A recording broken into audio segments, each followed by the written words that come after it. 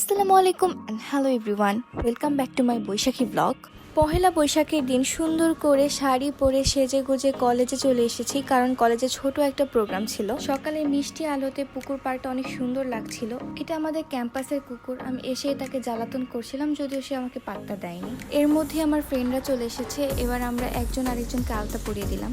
বৈশাখ উপলক্ষে আমাদের কলেজের আপুরা অনেক সুন্দর সুন্দর স্টল দিয়েছে, যেখানে হ্যান্ডমেড অনেক কিছু পাওয়া যাচ্ছিল। জিপসামের জিনিসপত্র, হ্যান্ডমেড চুড়ি, কানের দুল, অনেক কিছু ছিল। এছাড়াও কয়েকটা আপু অনেক সুন্দর করে কলকা এঁকে দিচ্ছিল। এরপর শুরু হয়েছে আমাদের ফটো সেশন। গরম পড়েছে তো কি হয়েছে, ছবি তো তুলতে হবে। বাই দ্য ওয়ে, ওই দিন অনেক গরম পড়েছিল, বাট হ্যাপি কারণ ছবিগুলো অনেক ভালো হয়েছে। এরপর আমরা ডিসাইড করি কোথাও খেতে যাব, বাট রেস্টুরেন্টে এত ভিড় ছিল আমরা সিট পাইনি। দ্যাটস ওয়াই আবার কলেজে চলে আসি এবং কলেজে এসে আইসক্রিম খাই। এরপর ফ্রেন্ডদের বিদায় দিয়ে আমি চলে গেলাম পুরান ঢাকা, কারণ পুরান ঢাকা আমার বাবা মা গিয়েছে একটা কাজে। আমিও ভাবলাম আমিও তাদের সাথে জয়েন করি। রিক্সায় ঘুরতে আমার বরাবরই অনেক ভালো লাগে, তার সাথে যদি শাড়ি পরি তাহলে তো আরও ভালো লাগে। পুরান ঢাকা গিয়ে আমরা ডিসাইড করি আমরা আগে কিছু খেয়ে নিব।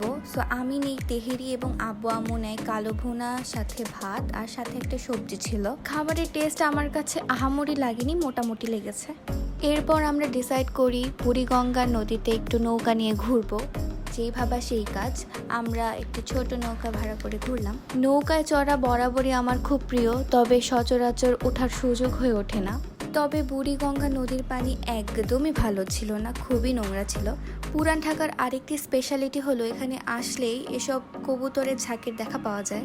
এরপর আমরা গেলাম জিঞ্জিরা স্পেশাল চটপটি ফুচকা ট্রাই করতে। আমি যেহেতু স্পাইস লাভার, তাই আমার কাছে একটু ঝালটা কম মনে হয়েছে, আর একটু স্পাইসি হলে অনেক মজা হতো, বাট ওভারঅল ওকে।